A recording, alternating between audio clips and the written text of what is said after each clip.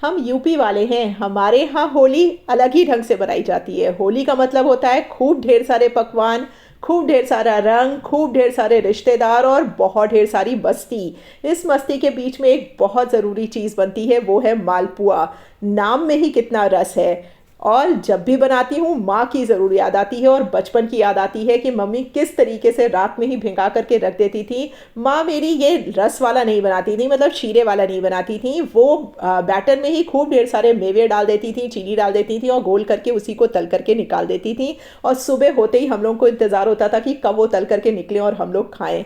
तो चलिए आज भी बचपन की याद ताज़ा करते हैं और बनाते हैं मालपुए थोड़े से अलग ढंग से। सबसे पहले मालपुए के लिए मावा बना लेते हैं। तो भाई बाजार में तो मावा इस टाइम अच्छा मिलता नहीं है, तो घर पे ही इंस्टेंट वाला मावा बना लेते हैं। सबसे पहले पैन में डाल दीजिए 1 चम्मच घी, साथ में 1/4 कप रूम टेम्परेचर पे रखा हुआ दूध और आधा कप मिल्क पाउडर। सारी चीज़ों को अच्छी तरीके से मिक्स कर लीजिए। मिक्स करने के बाद इसको गैस पे चढ़ा दीजिए। मीडियम फ्लेम रखिएगा, लगातार चलाते हुए रहिएगा। 5 से 6 मिनट में ही आपका मावा बन करके तैयार हो जाएगा। बहुत देर तक नहीं पकाइएगा, नहीं तो मिल्क पाउडर का जो मावा है वो बहुत ज़्यादा जल्दी शुष्क सा मतलब कि ड्राई हो जाता है। तो इसको बहुत थोड़ा सा ही पकाइएगा। जब तक मावा तैयार हो रहा है तब तक आपसे एक ज़रूरी बात कर ली जाए भाई।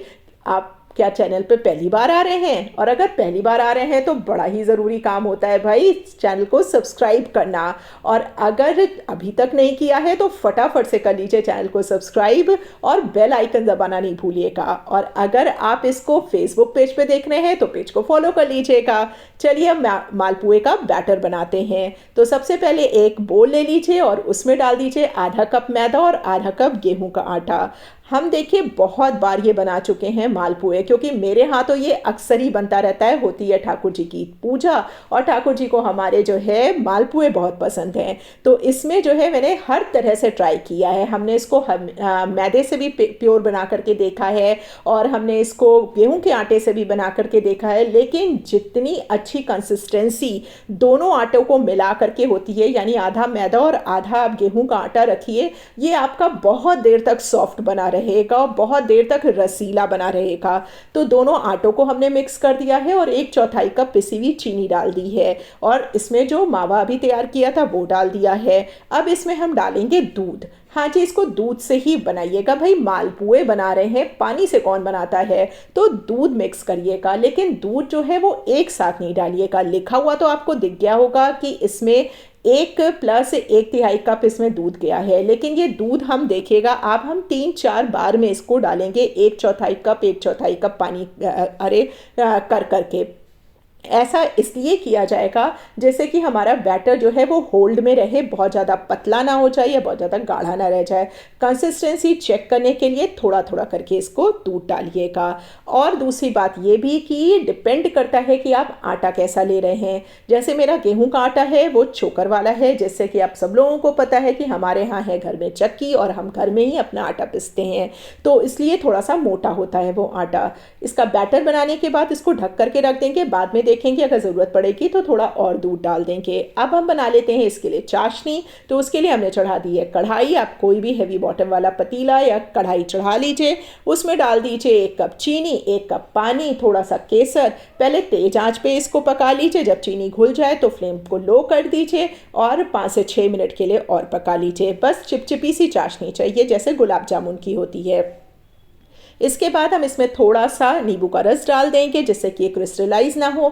हमने इसमें डाला है केवड़ा जल। अगर आप केवड़ा जल नहीं डालना चाहते या आपके पास ना हो तो आप इसमें गुलाब जल भी डाल सकते हैं। अगर वो भी ना हो तो इलायची पाउडर डाल दीजिए। हमने जो बैटर बनाया है ना उसमें कोई भी हमने वो इस तरीके का एसेंस या कोई भी चीज़ और नहीं डाली, यानी इलायची पाउडर वगैरह नहीं डाला है, क्योंकि मेरा जो केवड़ा जल है ये बहुत ज़्यादा स्ट्रॉन्ग है और फिर बहुत सारी स्मेल आने लग जाती है ना, तो बहुत लोगों को पसंद नहीं आती है। तो इसीलिए आप अगर केवल सादा बना रहे हैं, मतलब बिना चाशनी वाला बना रहे हैं, तो आप अपने बैटर में इलायची पाउडर ज़रूर डाल दीजिएगा। अब मैंने एक डाल करके देखा। अब हमको घी या तेल जिसमें भी आप तलने वाले हैं उसकी का टेम्परेचर हल्का सा अच्छा गर्म होना चाहिए। और जो पहला वाला मैंने डाल करके देखा ना वो हल्का सा थिक लगा, मतलब थोड़ा मोटा लगा। तो ये कंसिस्टेंसी अगर आप सादा बना रहे हैं बिना चाशनी वाला तो बिल्कुल ठीक है। तब तो आप इतनी ही कंसिस्टेंसी रखिएगा। लेकिन अगर आप चाशनी वाला बना रहे हैं तो हमने इसमें 1/3 दूध और डाला, 1/3 कप दूध और डाला। तो आप देखिए बिल्कुल डालते ही कैसे ये फैल जा रहा है, बिल्कुल इसी तरीके से होना चाहिए, तब ये पतले पतले और बहुत अच्छे बनेंगे।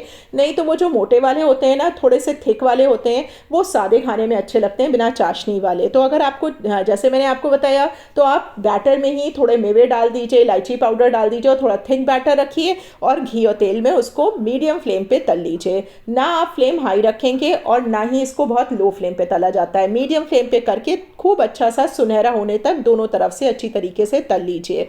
और इसके बाद इसको हम चाशनी में डिप कर देंगे।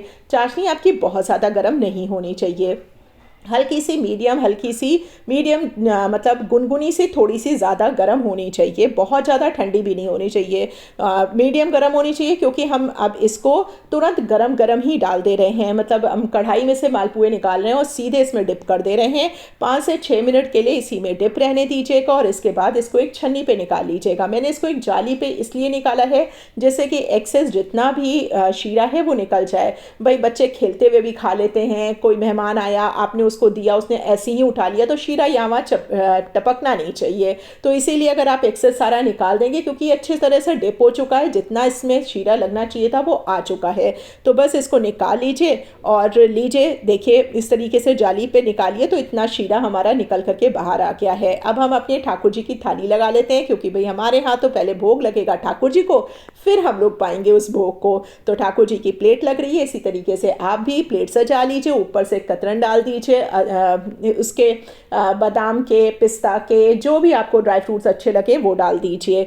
चाहिए तो इसके साथ रबड़ी भी बना लीजिए। अगर रबड़ी की रेसिपी चाहिए तो मेरे चैनल पे बहुत सारी रबड़ी की रेसिपी हैं और मैंने बहुत सारी वैरायटी के मालपुए भी इसमें शेयर कर रखे हैं। सारा डिस्क्रिप्शन बॉक्स में लिंक मिल जाएगा और ऊपर आई बटन पे भी आपको लिंक दिख रहे होंगे। तो लीजिए, हमारे मालपुए तो रसीले वाले बन करके तैयार हो गए हैं और ये एकदम ट्राइड एंड टेस्टेड रेसिपी है। तो फटाफट से इंतज़ार मत करिए, सामान होगा घर में ही सारा। भाई होली का टाइम है, तैयारी चल रही है, तो सारा सामान घर में ही होगा। फटाफट से ये मालपुए बना लीजिए और ज़रूर से हमको बताइएगा कि आपको ये रेसिपी कैसी लगी। अच्छी लगी हो तो लाइक, कमेंट और शेयर ज़रूर करिएगा। और फिर मिलती हूँ एक नई रेसिपी के साथ, तब तक के लिए bye bye, take care, thank you.